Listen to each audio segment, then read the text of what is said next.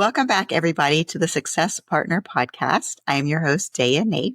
Today in the studio, we have Zack Lemear. Zack is going to tell us some stories about his life and leadership and overcoming adversity, which I know us as entrepreneurs, we have certainly had challenges, as many challenges as we've had rewards or success, probably 9 to 1. And so Zack is also working on a book and some TED Talks. And so Zack, I just really want you to share your story with us today. Thank you so much for having me today and the opportunity to share. So I guess I'll just start with just a brief origin story. Despite how I look and how I present myself and how I speak and carry myself, you'd never know that I've come from a broken home of a 9th grade dropout who was an addict, never knew my father, bounced around the foster care system my whole life since I was 8 years old, moved over 80 times in my life and never really left the state. I went to 5 junior highs in a 2-year period and never left the state. I went to every junior high in New Hampshire that exists, I'm pretty sure. So that's the kind of, background of the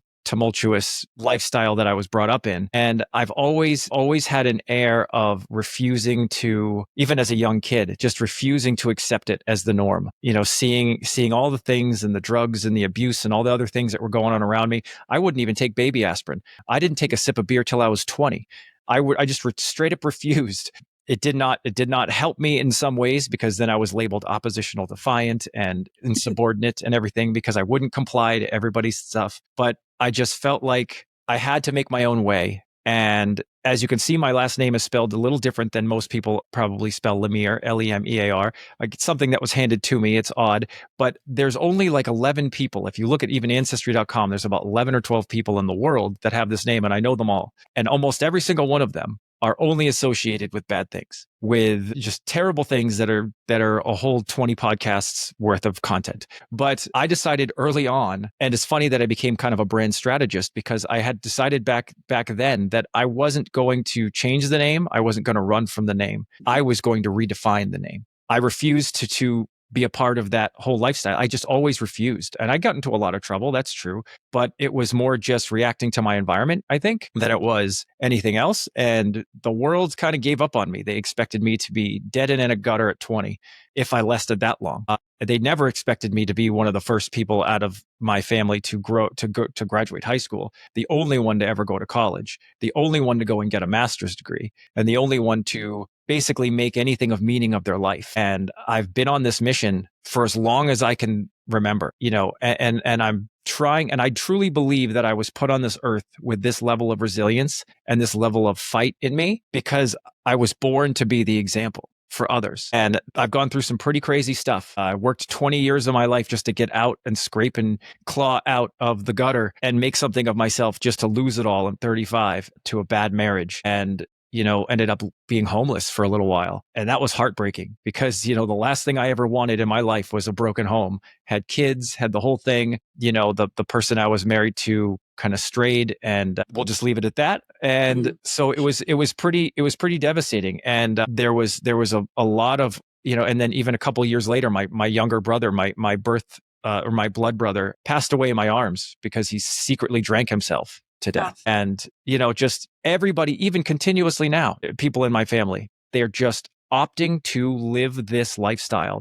They're choosing to perpetuate all the things when they always had a choice. And I'm not saying that my life is worse than anybody else's. It is what it is. I know that I'm unique, but I don't believe that I'm special. And so, beyond the fact that this is my 11th business. So I've had some businesses that, even from college, I decided in the last quarter of the last year of high school, I was going to go to college. I didn't have the grades. I didn't have the money. I didn't have anything.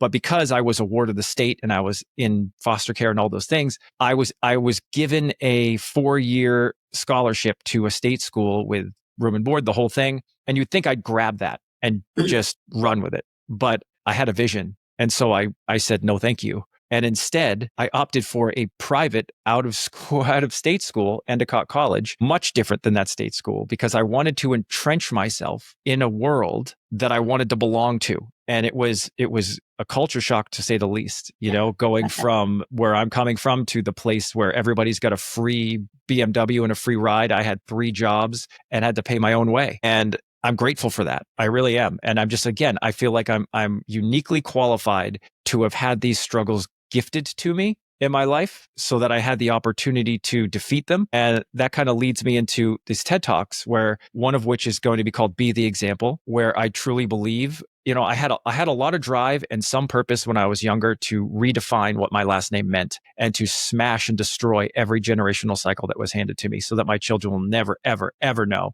what it's like to have grown up the way that I did.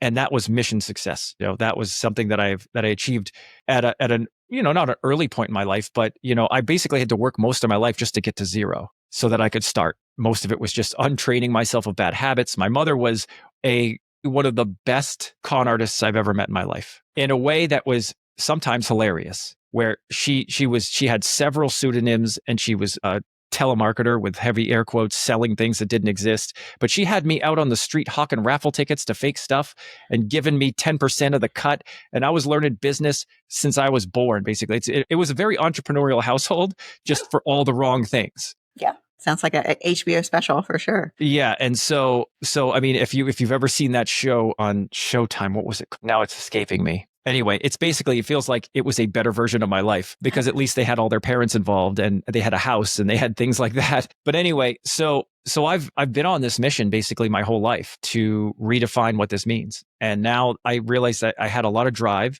and I had some purpose to kind of get out of that and redefine things. And I did that. And I started my first business while I was in college, and I wanted to figure out how it worked. So I took the train down to Boston and I paid the money and I filled out all the paperwork, and I was getting a Bachelor of Fine Arts with a minor in business at the same time. And my economics teacher was so impressed that I would go through all these steps as the art student in his mind, because most of his, I was a secondary major.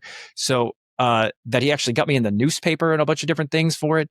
But it wasn't about that for me. It was about learning how it works from the ground up so that I could do anything that I wanted, because I truly believe that I could. And I used to be over 300 pounds. That was another thing. And this is really this pivotal piece of my life, where in 1997, I was 17, I was pushing 300 pounds, and I had the opportunity to start working out with somebody. It was my foster dad. And honestly, it was as simple as this. And it sounds funny and it sounds not real, but it's true. I was sitting and I was just eating a bowl of Hershey's Kisses and just getting more and more fat every second of my day. And he was working out in the basement, and I was in the basement, and he looked and he just looked at me and he goes, "When are you going to start working out with me?" And I said, "How about tomorrow?" And that literally was it. And then I started the next day, and I started redefining how I ate. I started learning how to overcome these challenges. And in business, in life, if you can master fitness and all these characteristics that you have to be consistent and clear and focused and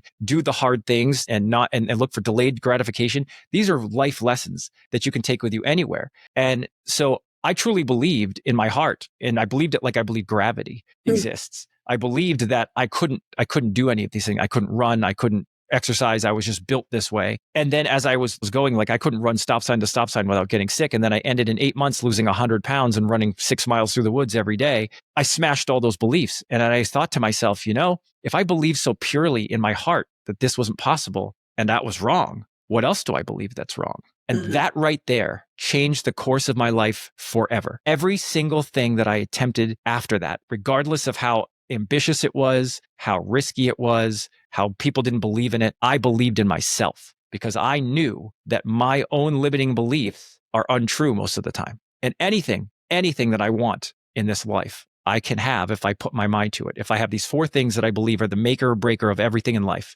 your business, your personal life, your relationships, clarity, focus, consistency, and systems. And these are what I call the 4 pillars of excellence that's going to be in my book. The book that I said was going to be called Fail Often But Refuse Defeat. Because failure to me is a gift. I love being wrong because it's the most powerful place you can be. You have so much power to change and to grow from that. When everyone else is wrong around you, like how I grew up, and you're powerless, that is not a place that I wanted to be in ever. I love failing because it means I'm trying something that's worth doing.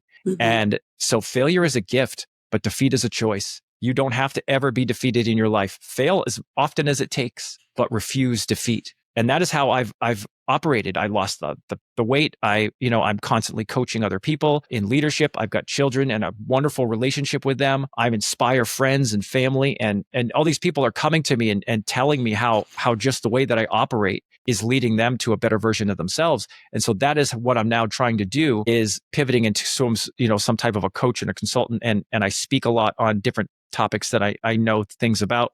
But ultimately, I'm just trying to level myself up every day a little bit more so that I can level up everyone else around me, because that is what drives me. That is my purpose. I promised my brother on his deathbed when I held him in my arms that I would not waste a second of the life that I was given, that he was robbed of. And honestly, I just believe that this is why I was put here on this planet, was to show people what's possible. And when I say that I know I'm unique, but I don't believe that I'm special, it's because, you know what? I found out when I was getting my master's late in life, I have a learning disability. I've got ADHD on top of that. I never had any parents. I never had any money. I didn't have any support systems. All I had was my grit and my vision. And it's carried me my whole life. And I've never dreamed of the levels of success that I've achieved with those simple things. And everybody who's listening to this podcast right now has everything in them right now to be everything they've ever wanted to be right this second. It doesn't matter what your situation is. It doesn't matter how you show up in your pajamas or a 3-piece suit. Everybody's struggling with something. And everybody has in them what they need to be great. It's just all about clarity, focus, consistency, and systems. If you're clear on what you want, you're focused on the outcome, you're consistent with the work, you can identify systems to make it easier, and you will win every time. Wow, Zack, that's a very powerful story. I'm very much looking forward to the book coming out, and your talks are coming up on which TED stages are you going to be on? Do you know? I'm looking for the TED stages in New Hampshire right now. I'm also thinking about doing a moth talk, if you've ever heard of that. Yeah, that's more of the personal side of the story, but the TED talk is more about being the example and how you can, everything you do, every single thing you do, you're an example for somebody, whether you know it or not. Whether that's putting the cart back at the grocery store or whatever, you have a ripple effect on everyone around you. And why wouldn't you, right? If you're walking around right now and you feel like you're not sure what your purpose is, one of the lessons in my book is about why not start with just being the best version of yourself? What do you have to lose? And I promise you that going through the journey of being the best version of yourself will lead you to the purpose that you might not have figured out yet. And everyone around you will benefit from that. And what better thing can you use your time for? Yeah, that makes sense. Small decisions made going in the right direction time and time again. Yeah. Well, thank you, Zack. How do we find you so that we can keep up with your story? Well, you can find me on LinkedIn. That's probably where I'm most prominent. So, it's just Zachary Lemear, ZACHARYLEMEAR in LinkedIn. I do have a podcast called Brand Chops, where we chop up brands to see what they're made of. I'm going to be pushing a lot more content about this leadership stuff. And like I said, this is my 11th business. Some of them were great. Some of them were just poorly timed or poorly executed or bad ideas.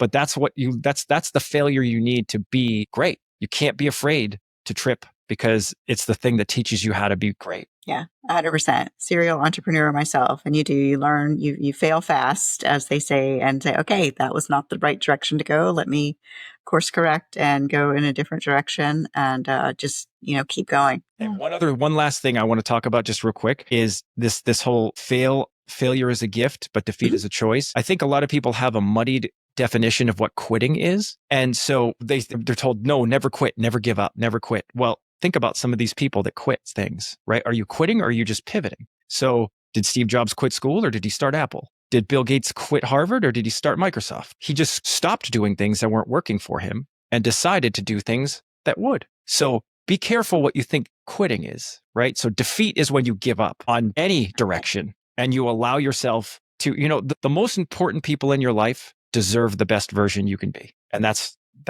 my ending comment. That's the mic drop. Thank you, Zack. I really appreciate you coming on and sharing more with us. Dear audience, this has been another episode of the Success Partner Podcast. I'm your host, Daya Naef. Please like and subscribe, and there will be more. Thanks for having me.